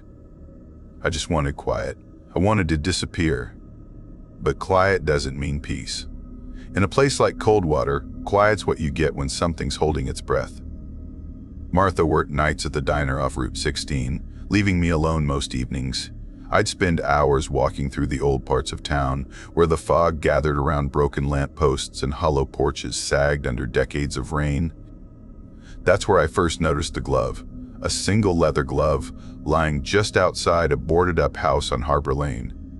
Brown, cracked, but oddly dry, even though the road was slick from a passing storm. It lay there like someone had just set it down on purpose. I almost didn't think anything of it, but there was something strange about how it sat, fingers curled slightly as if waiting. 3 days later, the fire happened. Old Miss Denning's place, just 2 doors down from where I'd seen that glove, burned in the middle of the night. They said it started in the kitchen, faulty wiring maybe. But everyone in town whispered about something else. The glove showed up again, someone said at the gas station. Outside her porch this time. People laughed nervously, but not with their eyes. That's how it always starts in Coldwater. Someone laughs to make the fear sound smaller. A week after the fire, I started hearing about the bridge. There's an old iron bridge south of town that crosses over a narrow gorge. Locals call it Briar Bridge, though the official sign rusted off years ago. They say it's been closed since the 70s, after 3 people jumped from it in the same year. Every now and then, someone cuts the chain that seals it, and before long, someone else goes over the edge. Now the county locks it with a thick padlock, but folks swear the lock moves. One day it's on the right post, the next, the left, and every time it switches, someone in town dies. It's the kind of story people tell around beer and bonfires, but when you live there, it doesn't sound like a story. It sounds like weather. Something you just accept. Martha didn't like me walking out after dark. "You don't know what's out there," she'd say. I'd just smile and tell her I'd been through worse than woods. But one night, I realized she might have been right. It was around 9:45 p.m. A misty, colorless night where every sound felt muffled, like the world was wrapped in wool. I was crossing the small plaza downtown, what folks called the Basin, a sunken circle of stone benches and cracked steps that once led to the fountain before it dried up. That's when I saw him, a man lying flat on the cold stone in the middle of the plaza. At first, I thought he was drunk or sleeping it off. Coldwater had its share of drifters. But something about the way his arms lay stiff and his face tilted toward the sky made my stomach twist. His name was Johnny Merle. Everyone in town knew him. He used to work in the mines, then on the road crew. After his wife died, he started talking to himself, feeding birds behind the church, mumbling prayers that didn't sound like English. He was harmless, just sad. But that night, he wasn't talking, he wasn't moving. There were crows all around him, 6, maybe 7, perched along the steps, watching. Then one hopped forward, then another. I swear on my life, I heard the first peck, a small, dry tap against skin. "Hey," I shouted before I even realized it. The birds didn't scatter. They just stared at me, heads tilted, eyes like drops of oil. One pecked again, harder this time, and something dark slid down Johnny's cheek. My throat went tight. I started down the steps, but before I reached him, Martha's co-worker, Henry Clay, grabbed my arm. "Don't," he said. "Don't go down there." "Why the hell not?" I yelled. He didn't answer. He was just shaking his head, staring. When the crows began to swarm, black wings thrashing, bodies pressing close around that still shape, I took a step back. There was something wrong with the air, like static, like the world was waiting for something to end. Then one of them tore a strip of skin from his face. Someone screamed behind me. Someone else started praying. And God held me, I didn't move. I just watched. When the sheriff finally arrived, Johnny was gone. Or what was left of him was covered by a tarp. They said he'd been dead for hours before I found him. Maybe all day. The birds had just waited. The next morning the plaza was scrubbed clean, but the town wasn't. People started whispering about the old church on Hillcrest. Said the Bible on the altar had been found with whole words scratched out names, every one of them matching someone recently buried. They said the missing names were getting longer. I didn't believe it, not until I saw it for myself. I couldn't sleep for days after what happened in the basin. Every time I shut my eyes, I'd see the wings, hear that dry sound of beak against flesh. The sheriff said it was nature doing what it does. That's how he put it, but no one in Coldwater believed that. 2 days later, I found myself outside the old church on Hillcrest Road. The sign out front was half rotted, the white paint peeling away so that the words Coldwater Methodist looked more like a warning than a welcome. I hadn't been inside a church in years. My mother used to drag me every Sunday before she passed, and I'd promised myself I'd never go again. But that morning, something drew me there. The doors were unlocked. The inside smelled like dust and candle wax. Light fell through broken stained glass in red and blue patches, like blood on snow. The Bible sat open on the pulpit, just like the rumors said. A big one, the kind they use for weddings and funerals.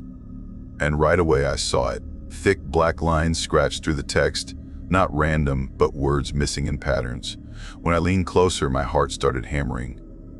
The missing words weren't just inked over. They were carved out, gouged so deep the paper had holes. And written in faint pencil beside the tears were names. Clara Gant, Samuel Holt, Henry Clay, Johnny Merle. I felt my skin prickle. Henry Clay was the man who'd stopped me from reaching Johnny that night. I hadn't seen him since. That's when I noticed the sound, a faint whisper from the back pews like pages turning but slower. I froze. Hello? No answer. Just the whisper again. I took a step down the aisle. The air was cold, colder than outside, and my breath showed in faint white clouds. When I turned toward the sound, there was nothing.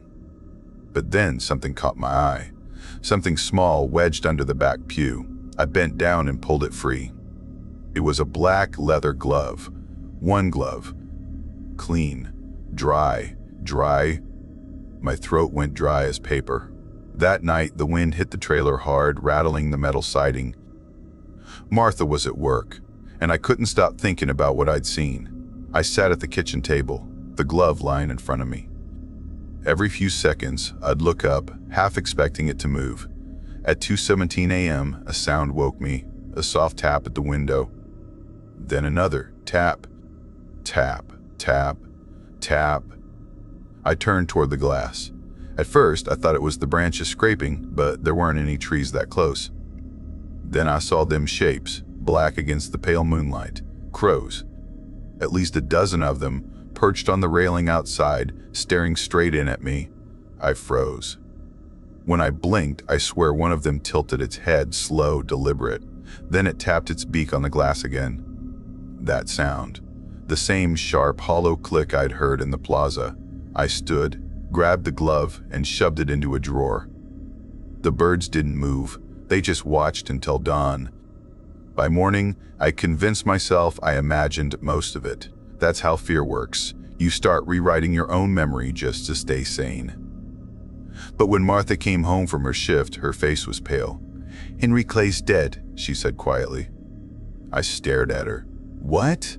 "They found him by the bridge early this morning." Sheriff says he must have jumped. I felt my stomach twist. The lock, I said.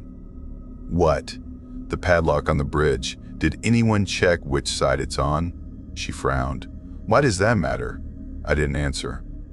Because it did matter. Everyone in Coldwater knew it mattered. That night, I went down to Briar Bridge. The county had closed it again with yellow tape, but I stepped over. The air was heavy with mist, the river far below black and slow. And the lock. It was hanging on the opposite post. I touched the cold metal. It swung slightly, as if someone had just walked away. Then I noticed something lying near the edge of the bridge, a small folded piece of paper weighted by a stone. I lifted it. The handwriting was messy but familiar. He said the birds come first. Then the names. Then the water. The note wasn't signed, but at the bottom corner, smeared with dirt, was half a fingerprint. Over the next week, things got worse. The gloves started showing up again, on fences, on porch steps, on the hood of a truck. Always one, always dry. Then the church bell started ringing at odd hours, midnight, 3 in the morning, no one inside to pull the rope. Sheriff Miller tried to calm folks down, said it was just wind through the steeple. But even he stopped going out alone after dark. I started writing things down, times, dates, where the glove appeared. I thought maybe I could find a pattern. That's when I noticed something that made my blood run cold. Each glove had shown up outside the home of someone who'd later died or disappeared. Miss Denning's fire, Johnny in the basin, Henry at the bridge. The next one appeared outside our trailer. Martha saw it first. It was sitting on the front steps when she came home just after 7:45 p.m. She thought I dropped it. When I told her I hadn't, she went quiet. We need to leave, she said finally. Where would we go? Anywhere but here. She started packing right then, stuffing clothes into bags, her hands shaking. But before we could leave, there was a knock at the door. Sheriff Miller. He looked like he hadn't slept in days. You folks heard about Reverend Parks? Martha frowned. What about him? He's gone. Church was open this morning, lights on, car still out front, but no sign of him. I felt my chest tighten. Did you check the Bible? He gave me a sharp look. Why would I do that? Because the last few times someone died, their names. Enough, he snapped. You let me do my job, Eli. Stop spreading fear. He left soon after, but I could tell he already knew something was wrong. When he was gone, I told Martha we were leaving by morning. She nodded, eyes red. But morning didn't come. Not for her. I woke before dawn to the sound of wings, hundreds of them. The roof above the trailer thrummed like a heartbeat. Martha, I called, half asleep. No answer. I got up and went to her room. The door was open, the window too. Her bed was empty. Outside, the sky was gray and trembling with motion black shapes swirling like a storm. I ran outside barefoot. Martha, there was no one in the yard, no footprints in the mud. Only one thing lying at the edge of the porch, a black leather glove. And beside it, a page torn from the church Bible. The words were half scratched out, but I could still read the first line. She will rise when the bridge opens. That's when I heard the bell. Faint but clear, ringing from across the valley, the church bell. Then another sound, metal clanging, echoing through the trees. The bridge. The lock had moved again. I didn't even think. I just ran. Down through the fog, past the empty houses, until the trees opened to that narrow gorge. The bridge stood there in the dawn light, silent and waiting. The chain was gone. The gate hung open, and there, standing in the middle of the span, was Martha. At least, I thought it was her. Her nightgown was torn, hair tangled with feathers, her bare feet black with dirt. She didn't turn when I called her name. She just stood there facing the edge. Martha. She looked back then slowly, and for the briefest second, I saw her eyes. They were blank, pale as fog. The crows lined the railings on both sides, watching. Then she stepped forward. I reached her just as she hit the rail. I grabbed her arm, but her skin was cold, slick with something that felt like oil. Don't, I shouted. Her lips moved. The water, she whispered. He said the water cleans it all. Before I could pull her back, she slipped free so fast like something pulled her. The splash below was distant, final. The crows screamed all at once, and the lock was gone. That night, the sheriff came again. They never found her body. The river's too deep, too fast. He asked if I'd seen anything. I said no, because how could I tell him? That she'd walked into the dark on her own while the birds watched? That the town's curse had finally reached my doorstep? He wouldn't have believed me anyway. Weeks passed. The death slowed, then stopped. The glove didn't appear again. For a while, I thought maybe it was over. Then, last month, I went back to the church. I don't even know why. Maybe to find peace. Maybe to prove it was all in my head. The Bible was still there. A new name was carved beside the others, Eli Hartman. And beneath it, a single line scratched into the wood. The birds remember who watched. For weeks after seeing my own name in that Bible, I kept waiting for the glove to show up again. Every morning I'd open the door slow, half expecting to find it lying there like a bad joke from the dark. It never came. That should have calmed me. It didn't. Cold water went quiet. Too quiet. The birds stopped perching on the wires, the bell stopped ringing, the creek ran lower than I'd ever seen it. It felt like the town was holding its breath, waiting for one last thing. I started digging. If the Bible held names, maybe it wasn't random. I spent nights in the library's basement going through microfilm, yellowed newspapers older than my mother. The pattern was there if you looked long enough. Every tragedy, the fires, the bridge jumps, even the mine collapse back in 1958 came after the same three signs. First the glove, then the Bible, then the bridge. Different years, different faces, same sequence. I found an old article about the mine disaster. 42 men drowned underground when a spring broke through the rock. The piece mentioned the last man out, a foreman named Luke Breyer, same name as the bridge. It said he survived by climbing out through a ventilation shaft while the others screamed below. Next to the story was a grainy photograph, Luke standing beside a rope ladder, a black glove hanging from his belt. The caption called him the man who wouldn't pray.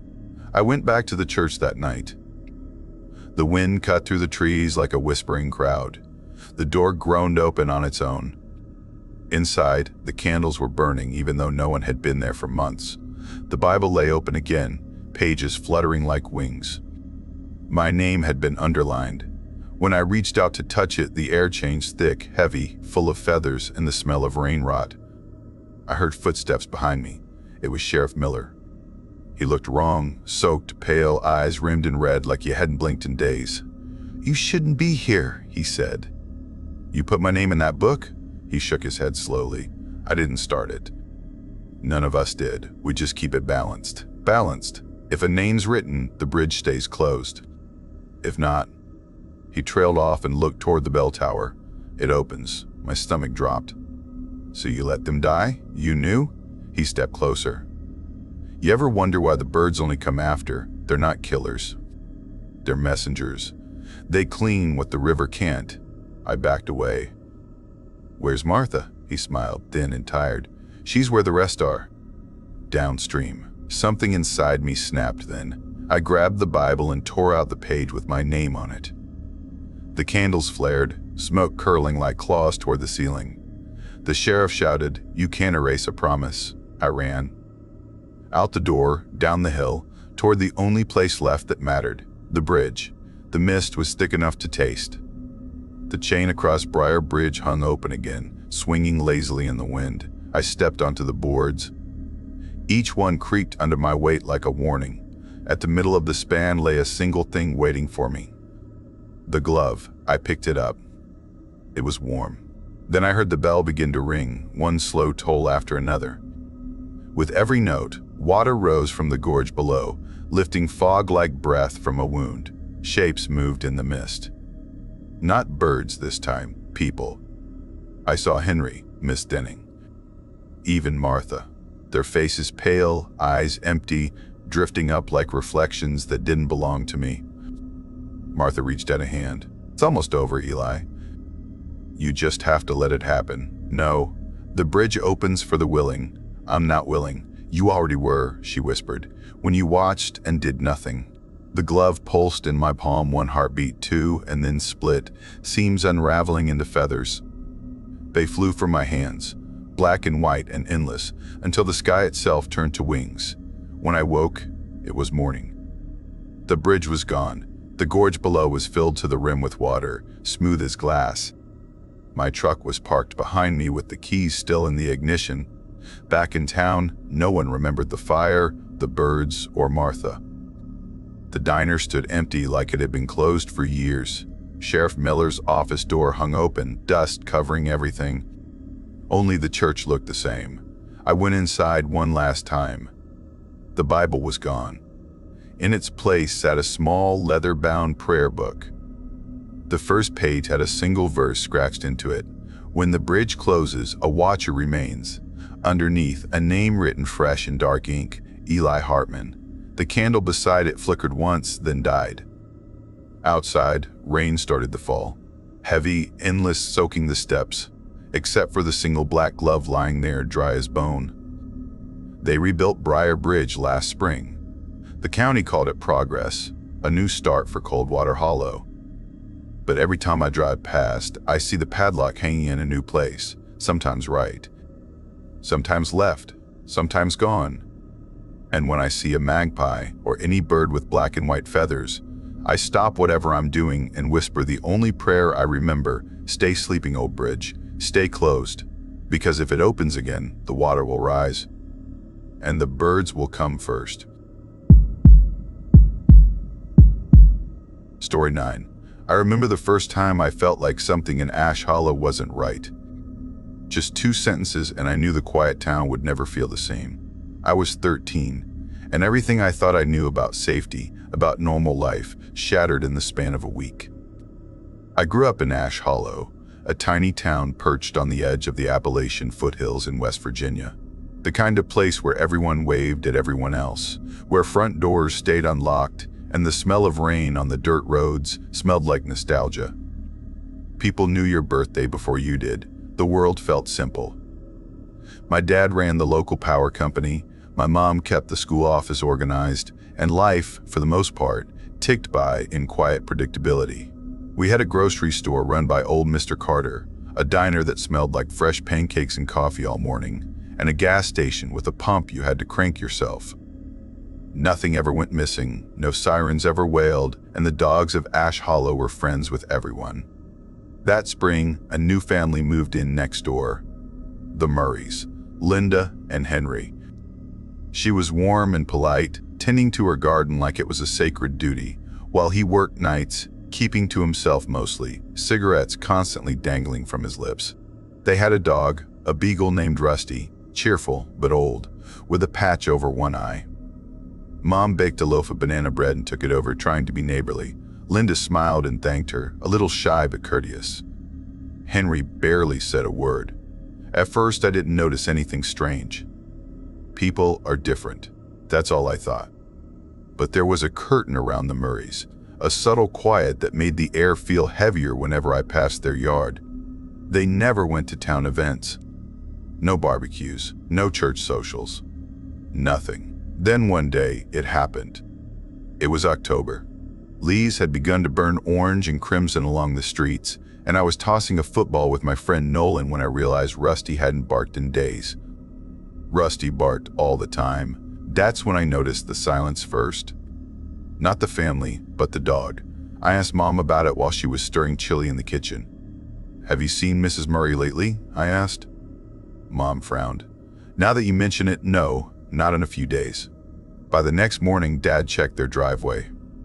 Their car, an old green Ford, hadn't moved. Day 3, Mom called the house. Nothing. Day 4, she knocked. No reply. By day 5, she called the police. The officers arrived quickly, moving cautiously. They walked the perimeter, knocked, peeked into windows. Finally, they forced the back door open. Rusty was inside, trembling, thin, and filthy. They called animal control and gave him water. But the house was locked from the inside. No signs of struggle, no blood, no packed bags, nothing, just empty, silent rooms. Rumors exploded like wildfire. Some said Henry had gambling debts. Others whispered about abuse, or that maybe one had killed the other and fled. Nolan swore they were secret government agents whisked away on a mission.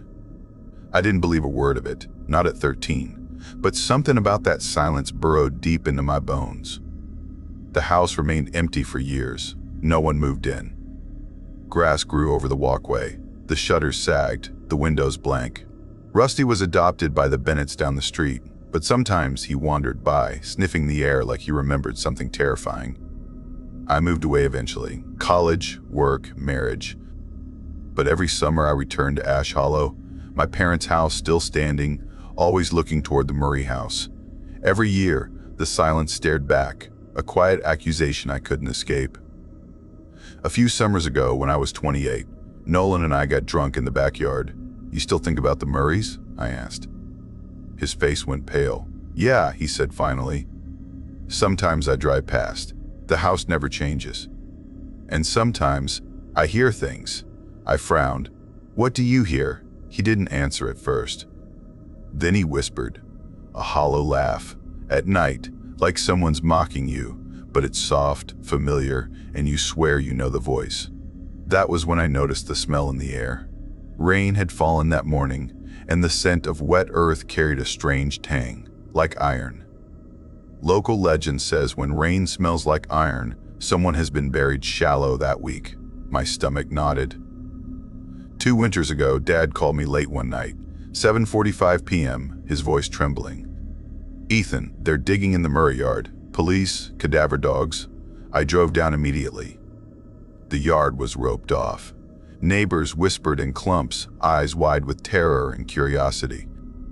Authorities said someone had come forward, a former co-worker of Henry's claiming he knew something but had been afraid to speak. Bones were discovered under a decaying compost pile in the back corner.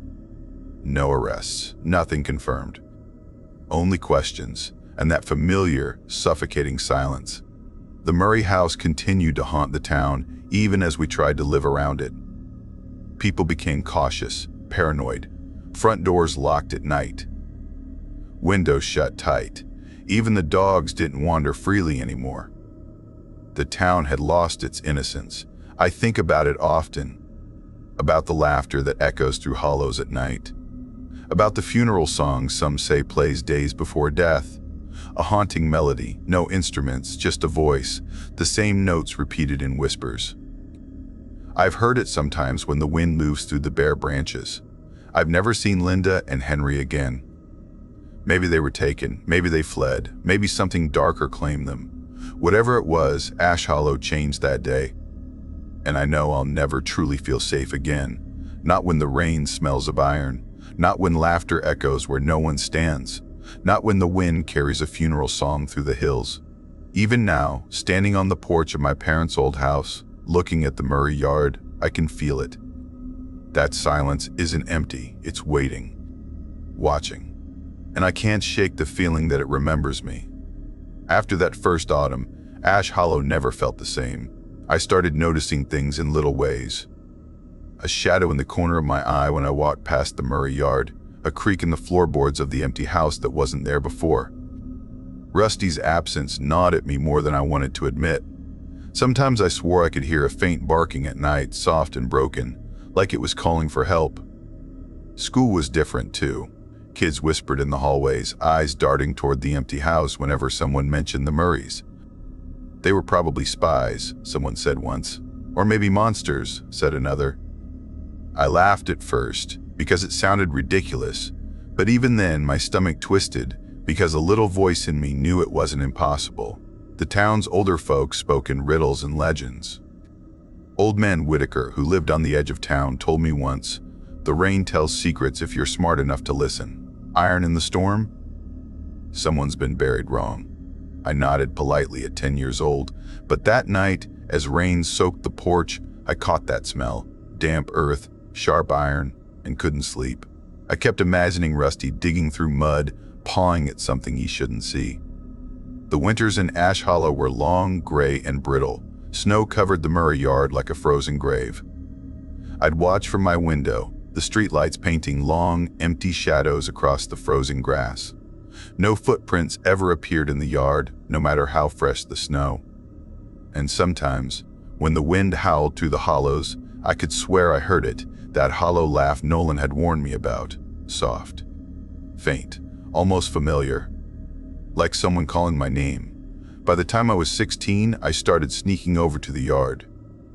It was a mix of fear and obsession. The porch sagged, the siding peeled, the windows were like empty eyes staring into the world. I walked carefully along the perimeter, listening to the soil. Once, my foot sank slightly into mud near the compost corner.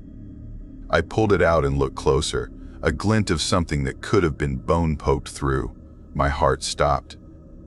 I ran home without looking back, and for weeks I couldn't sleep. Nolan and I started making bets on what the Murrays had been doing, or what had happened. "You think Henry killed her?" I asked once, snow crunching under my boots. Nolan shook his head. "Doesn't matter. Something dark is in that house, I swear. I feel it whenever I pass." And he wasn't wrong. I started noticing small changes in myself. Anxiety gnawed at me. I jumped at shadows, mistrusted neighbors I'd known my whole life. Parents didn't like me wandering near the yard, but the curiosity burned too deep. One summer, I finally spoke to a neighbor who had known the Murrays well, Mrs. Well. Carmichael. She was old, frail, and spoke in whispers. They were careful, yes, but always watching something. Something heavy in that yard. I thought it was nonsense at the time, but she trailed off. Her eyes darted toward the empty house, as if the walls themselves might overhear. I asked her what she meant. Sometimes at night, when the wind is right, you can hear the funeral song. Just one voice, no instruments. It doesn't matter who's dying. It just happens. Same tune, every time. I shivered, remembering the nights when the hollow laugh drifted through the hills. Was the song connected, or the laugh? Or the smell of iron that hung in the air after storms? Ash Hollow was small, yes, but it held secrets older than anyone realized. By 18, I moved to the city for college. I thought distance would heal the obsession. It didn't. Every call home reminded me of the house. My parents were quieter now, always glancing at the yard when they thought I wasn't looking. Even the dogs on the street no longer ran free. The Murrays had stolen something from Ash Hollow, or maybe it had always been there, waiting for someone to notice. I returned every summer, sometimes alone, sometimes with Nolan. Each visit revealed small changes. Grass grew differently, trees leaned toward the house, shadows formed where they shouldn't. And always, the hollow laugh. The faint echo of laughter drifting across the yard, whispering a name. Sometimes my own, sometimes Rusty's. The most terrifying night came when I was 25. I stayed late, lingering near the yard as a storm approached. Rain fell heavy and fast. The air smelled of iron so strong it burned my nose. I stepped closer to the compost pile in the back corner, and a chill ran through me. A voice whispered, soft, almost tender, my name, Ethan. I froze. Rusty barked somewhere behind me, though I hadn't heard him in years. The wind carried the hollow laugh again, this time layering over the sound of the storm. I turned to run, but something slowed me. A feeling that the house itself was watching, breathing, waiting. I stumbled back, soaked and shivering, and realized I had glimpsed a shadow moving behind the window. Not human, not animal, but something stretched and thin, watching me. I fled to my parents' house, heart hammering, convinced I had seen a ghost, or worse, the truth of what happened to the Murrays. The following week, I heard rumors. Someone in town claimed they had found small bones buried in the yard under the compost pile. Nothing confirmed, just whispers. The authorities never released information, but townsfolk started talking again, quietly. Afraid, yes, but alive with curiosity. By 28, I had learned a few things about Ash Hollow. Silence is not peace. Fear grows in small towns where nothing ever happens. Some mysteries never end, they just wait. 2 winters ago, the digging happened. My father called me at 7:45 p.m., voice trembling. Ethan, they're digging in the Murray yard. Police, cadaver dogs. I drove down that weekend. The yard was roped off. Flashing lights, officers, neighbors whispering. Bones discovered, maybe human, maybe not. One man had come forward claiming he worked with Henry and knew secrets he had been too afraid to reveal. Nothing confirmed, no arrests, only questions. Even now, I visit sometimes, standing on the porch of my parents' old house, staring at the Murray yard. Freshly dug earth, subtle, like someone had moved things quietly. I imagine Rusty's tail wagging in the corner of my vision, though I know it's gone. The hollow laugh drifts again on the wind. The iron smell lingers after storms, and the funeral song hums softly in my head. Ash Hollow is alive with secrets, waiting for someone like me to notice, to remember, to fear. I never thought a normal Tuesday could feel like the last normal day of my life. My name is Emily Carson, and I grew up in Pine Brook, a tiny town in northern Pennsylvania. Not the kind of place you see on postcards, more like a cluster of old houses, narrow streets, and people who stare too long when you walk by. Everyone knew everyone else's business, but no one told the whole truth about anything. The town had a strange quietness, like it was holding its breath, waiting for something no one wanted to name. I grew up in a small yellow brick house at the edge of town. My parents ran a bakery, the kind that smelled of cinnamon and burnt sugar, warm and comforting yet somehow heavy with the weight of years. My older brother Luke was my protector, my only shield against the quiet terror Pine Brook carried. He had just gotten his first car, a rusty Honda Civic that rattled like a tin can whenever he drove.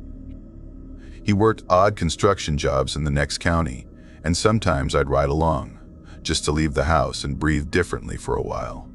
It was late August, around 4:30 p.m. 4:30 p.m. The air was sticky, thick with heat, and the sky hung heavy with clouds. Luke needed gas, so we drove through East Hollow, the part of Pine Brook everyone avoided if they could. Abandoned houses, overgrown yards, people lingering with no purpose. East Hollow had an edge that made your skin crawl. Mom always called it the watch your back corner, where manners and warnings didn't matter.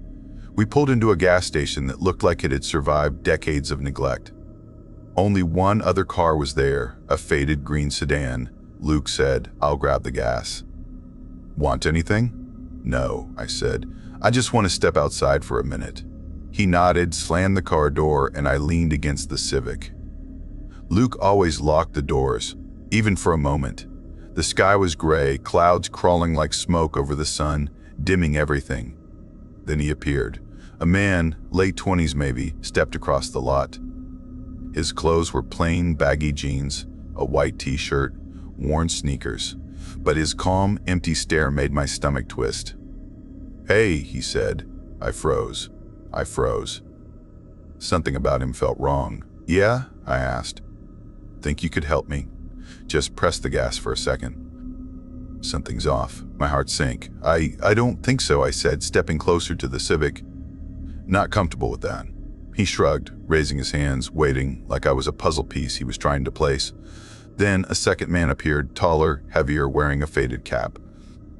He walked toward the first man and asked casually if he needed help. "Yeah," the first man said, nodding toward me. "But she's not comfortable." The second man shrugged, climbed into the green sedan, fiddled with the car for a moment, then said everything seemed fine. The first man laughed softly, embarrassed. Must have fixed itself," he said. I realized it then, they were testing me. Seeing if I'd trust a stranger, seeing if I'd step inside a trap.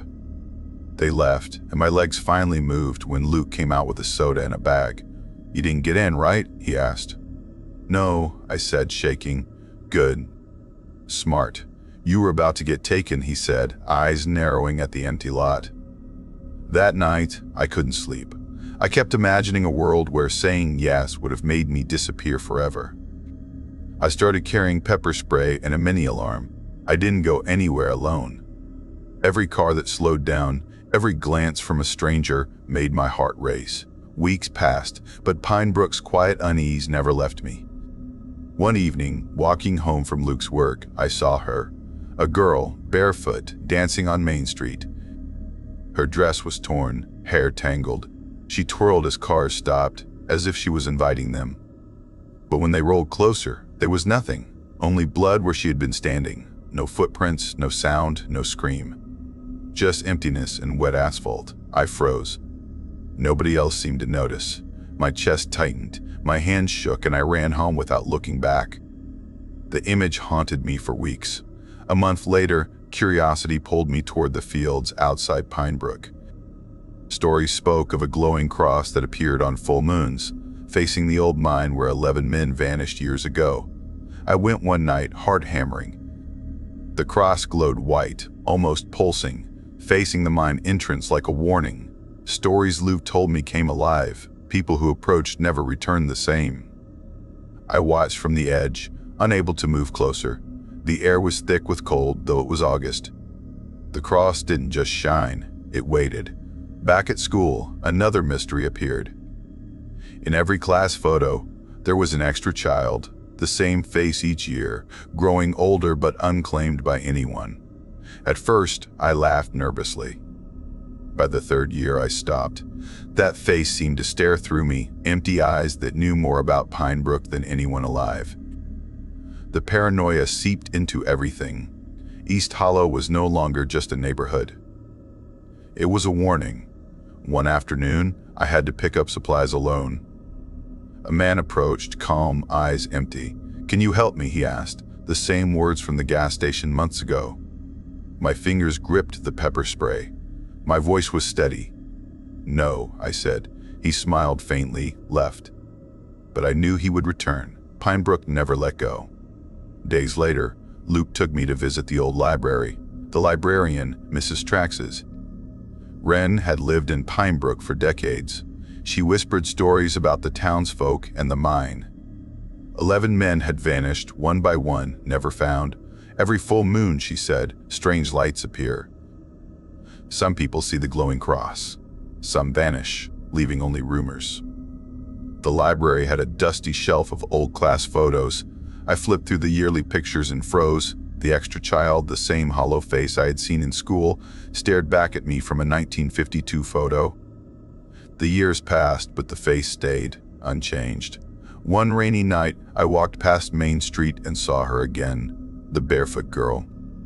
She danced slowly, dragging her feet through puddles, leaving crimson streaks that disappeared before anyone noticed. My heart pounded. I tried to speak, but my voice failed. She turned, and though her hair covered her face, I felt her eyes on me. Ice ran through my veins. I ran home, drenched, shaking. Luke tried to calm me, but he couldn't. Pine Brook was alive in ways no one spoke about. The next day, I confronted my fear. I went back to East Hollow.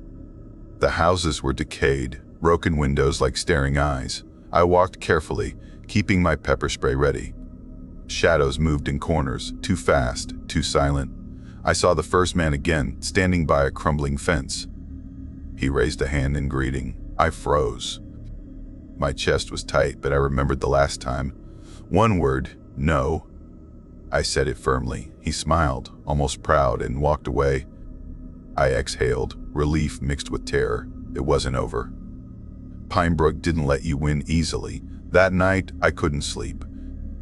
I thought about the glowing cross, the barefoot girl, the hollow child in the class photos. I thought about East Hollow and how the men at the gas station tested me. My mind refused calm. I realized Pine Brook's monsters weren't hiding. They lived openly, in plain sight, and thrived on hesitation. Weeks passed. Summer turned to fall. The full moon rose, and I couldn't resist the pull of the field near the old mine.